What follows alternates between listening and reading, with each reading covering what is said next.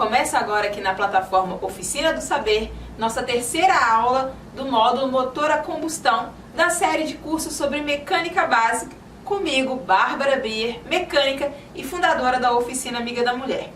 Nesse curso, nosso objetivo é que você possa aprender mais sobre as características de funcionamento desses motores. Bora lá? Agora que já entendemos os conceitos que dão condições de entendimento do funcionamento teórico do motor de combustão interna, vamos falar um pouco sobre os componentes físicos deste motor. Iniciaremos com os componentes estruturais do motor. Você sabe quais são estes componentes? São eles: cabeçote, bloco do motor e o conjunto aqui, cárter. Esses são componentes que dão estrutura a um motor de combustão interna, onde se apoiam ou sobre as quais evoluem as peças em movimento. Cabeçote é a parte superior do motor, onde se localizam as válvulas, câmara de combustão, retentores e, nos motores mais modernos, o eixo comando de válvulas. Ele é responsável por fazer o fechamento e acomodar os componentes localizados na parte superior do motor, como vemos aqui nessa imagem. É fixado ao bloco por meio de parafusos ou prisioneiros, colocados em pontos estratégicos que asseguram uma perfeita união de maneira a reduzir a níveis aceitáveis a deformação dessa peça durante as solicitações de termodinâmicas, quando acontece a combustão, quando acontece essa troca de calor. O cabeçote, ele controla por meio de válvulas a entrada da mistura e a saída dos gases proporcionados pela combustão. Acontece aqui nessa região.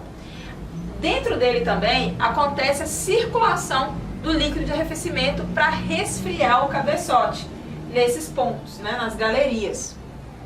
Antigamente, os cabeçotes eram fabricados de ferro fundido, porém os que equipam os motores mais novos são fabricados de alumínio e têm as seguintes vantagens. Leveza e maior refrigeração, devido ao elevado coeficiente de transmissão de calor nessa região. Os cabeçotes arrefecidos à água possuem canais por onde circula, como esses aqui. Já os que são arrefecidos a ar possuem aletas. O fechamento da parte superior do cabeçote é feito por um componente denominado tampa de válvulas. Em alguns casos, a tampa de válvulas faz conexão dos canais de passagem de óleo lubrificante para reduzir o atrito dos componentes instalados no cabeçote. Para a vedação dessa tampa, geralmente utiliza-se uma junta. A tampa também pode cumprir algumas funções no sistema de recirculação dos vapores do óleo do motor. Bloco do motor. Em linhas gerais, o bloco seria o esqueleto do motor. Na sua parte inferior estão alojados os mancais centrais, onde se apoiam a árvore de manivelas, e na parte superior está montado o cabeçote. O bloco suporta ainda alguns órgãos auxiliares, como a bomba d'água, a bomba de óleo, direção hidráulica, alternador, motor de partida e etc. Quando os cilindros são fixos no bloco, formando uma só peça, dizemos que o bloco é do tipo integral, ou também chamado de monobloco.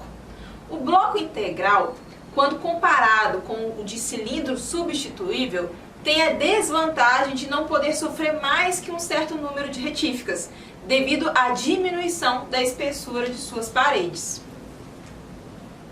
Os blocos são, na sua maioria, de ferro fundido, material resistente, econômico e fácil de trabalhar na produção em série. Alguns blocos do motor são fabricados com ligas de metais leves, que diminuem o peso e aumenta a dissipação calorífica. São, contudo, um preço muito elevado, quando a gente vê alguns blocos aí de carros premium, de alumínio. Como são também mais macios, para resistir aos atritos dos pistões, os cilindros desses blocos têm de ser revestidos com camisas de ferro fundido. Junta do cabeçote. Ela faz a vedação entre o bloco e o cabeçote. Os orifícios em sua superfície permitem a passagem de água e óleo entre o bloco e o cabeçote. Isto é possível porque as perfurações da junta, do cabeçote e do bloco se correspondem perfeitamente. Antigamente, a junta do cabeçote era fabricada de amianto. Hoje, devido às novas legislações ambientais que condenam a utilização deste material, ela passou a ser fabricada de fibras sintéticas. Recebe ainda reforços metálicos para resistir às altas temperaturas e pressões causadas pela câmara de combustão. Como a junta sofre uma deformação plástica após a sua instalação no cabeçote, deve ser substituída toda vez que ela for removida. Fechamento do cabeçote no bloco do motor.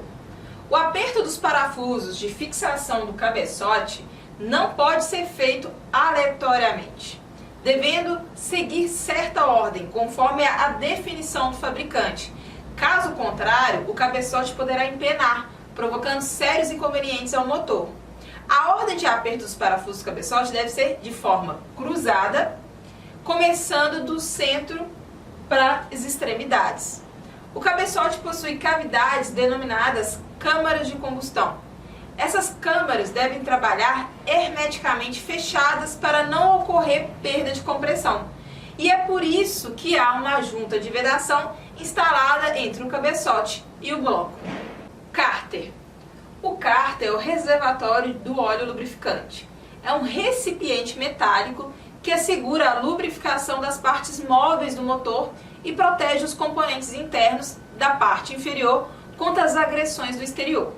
Localizado no fundo do motor, na parte inferior, é uma espécie de recipiente no qual escorre o óleo lubrificante que é espalhado pelas áreas móveis do motor. Podem ser de dois tipos: estrutural, fabricado em ligas de alumínio, e os fabricados em chapa de aço. O cárter compõe basicamente de corpo, que é o depósito, um parafuso que a gente tem aqui de dreno, que é o bujão, e a sede, né, às vezes uma junta que vai ali para conectar ele ao bloco. Câmara de combustão.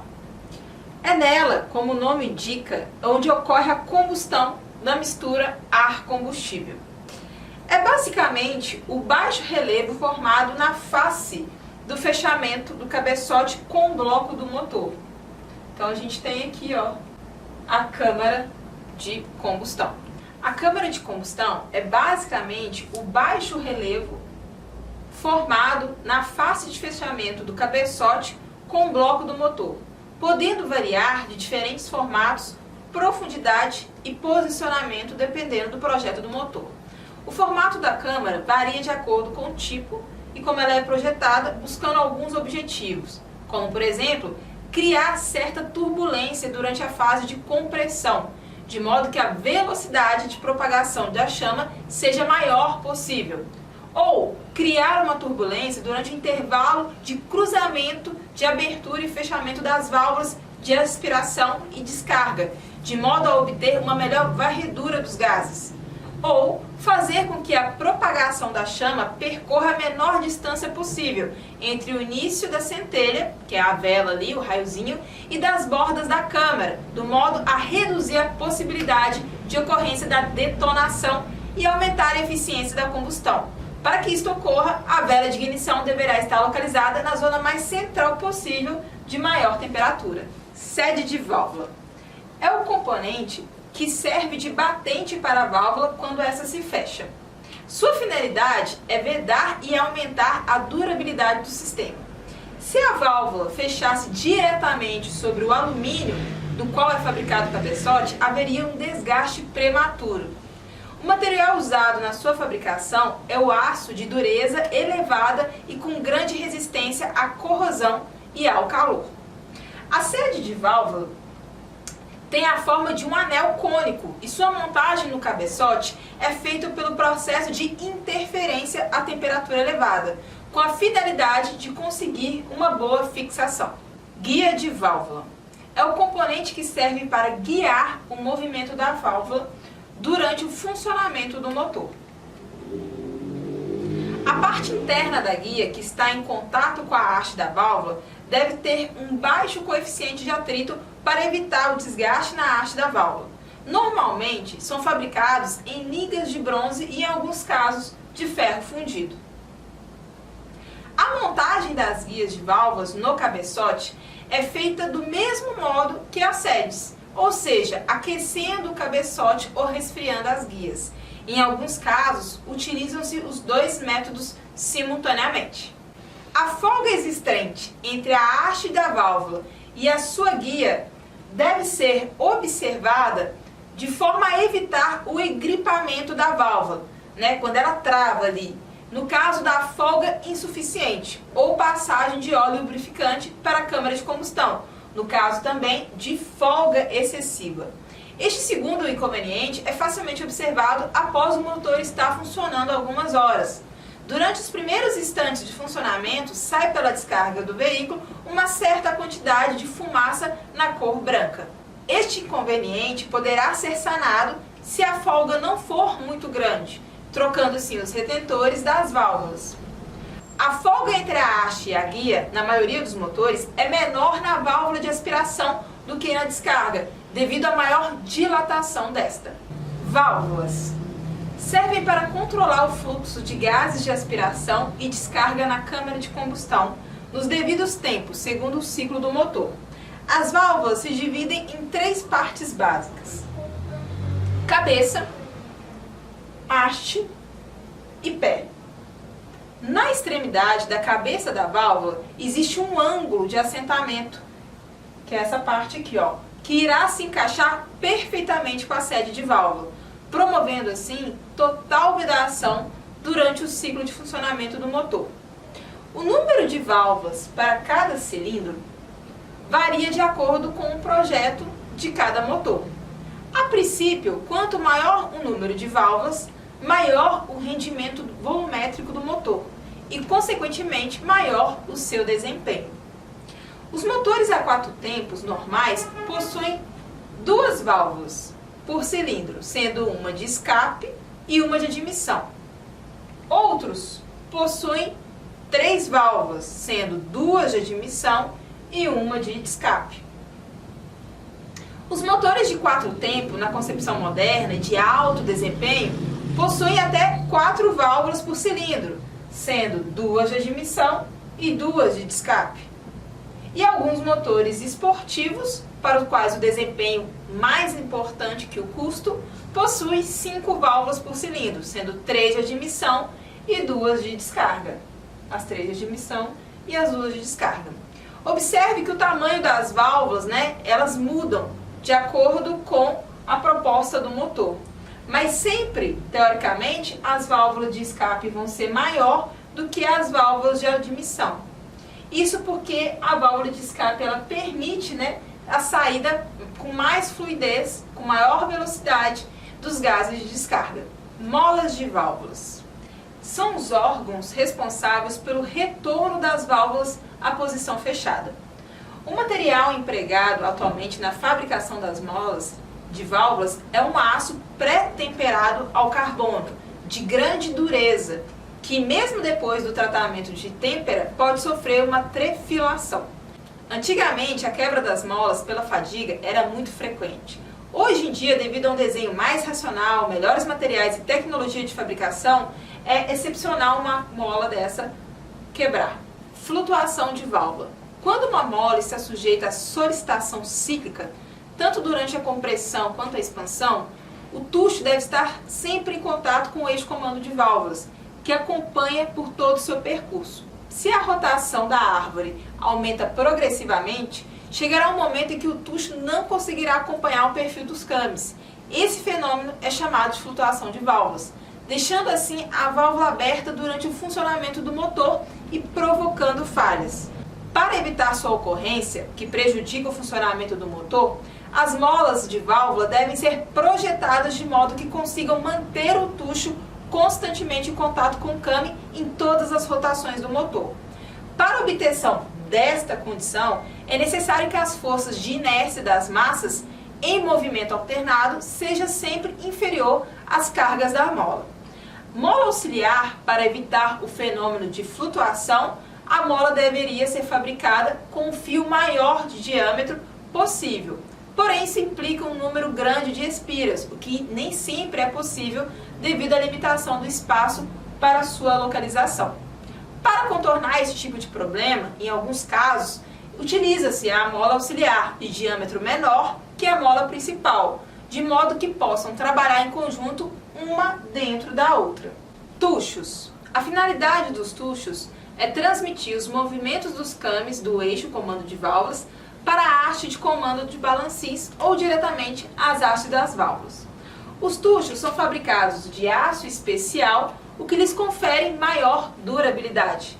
Além do tipo mecânico, de corpo único, existe o tucho hidráulico, que é composto do corpo e de dispositivos alojados em seu interior. O tucho hidráulico tem uma câmara de óleo no seu interior, que é alimentada pelo sistema de lubrificação do próprio motor. Nesse interior do tucho, ele é cilíndrico, com o êmbolo movendo-se entre a câmara superior e a câmara inferior. O uso de tuchos hidráulicos elimina a necessidade de regulagem periódica de válvulas, devido às variações de temperatura e desgastes. Essas diferenças são corrigidas automaticamente pelo tucho, que devem ser montados de acordo com as especificações do fabricante do motor.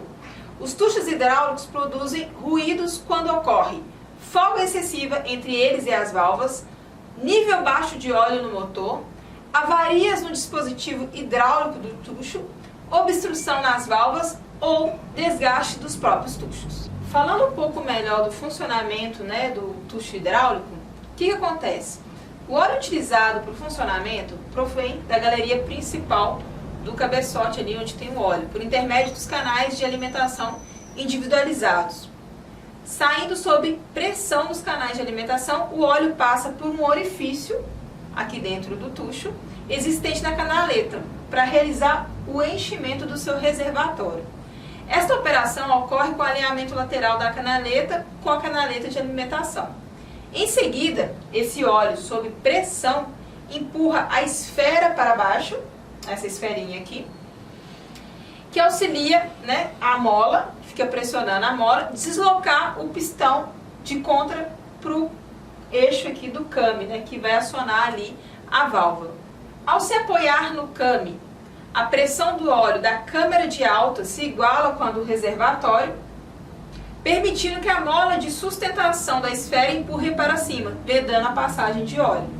Desta maneira, processa-se o ajuste automático das válvulas, mantendo o tucho sempre apoiado no came. Eixo comando de válvulas. Chamamos de distribuição de um motor o conjunto de órgãos encarregados de regular as fases de aspiração e descarga. O órgão principal da distribuição é o eixo comando de válvulas, que tem a função de comandar a abertura e fechamento das válvulas no momento adequado. Consiste em um eixo, como vocês podem ver aqui, com partes ovais, chamados de excêntricos, ou cames, essas partes aqui, com as quais os tuchos fazem contato e são responsáveis por comandar a abertura e fechamento das válvulas. Geralmente, o número de cames do eixo é igual ao número de válvulas que tem no motor, que são essas partes aqui. No eixo comando de válvulas pode estar localizado no bloco do motor, que a gente fala que é a sigla OHV, ou no cabeçote do motor, que é OHC. Comando no cabeçote. Quando o eixo do comando de válvulas é colocado no cabeçote, o movimento da árvore de manivelas é transmitido a ele através de uma correia dentada ou corrente. Atualmente, os motores são projetados para usar correia dentada no lugar de corrente, por causa da sua baixa emissão de ruído, baixo custo e confiabilidade. É importante salientar que a vida média útil de uma correia dentada é equiparada à de uma corrente, sendo até mesmo superior quando o motor funciona em um ambiente sem poeira. No caso do comando no cabeçote, as válvulas podem ser acionadas de duas maneiras, diretamente ou indiretamente. Diretamente, quando a árvore comanda diretamente as válvulas. A regulagem é feita por intermédio da substituição das chamadas pastilhas, que são fabricadas em diversas espessuras, de modo que possa obter a folga desejada, A gente vai ter umas pastilhas aqui. Indiretamente, quando a árvore aciona algum balancim, que por sua vez aciona a válvula. A regulagem é feita por parafusos e porcas, colocando em uma das extremidades no balancinho. Bom, nossa aula fica por aqui. Comenta, compartilha, me fala o que vocês estão achando desse conteúdo. Curtiu? Te espero na próxima aula. Tchau, tchau!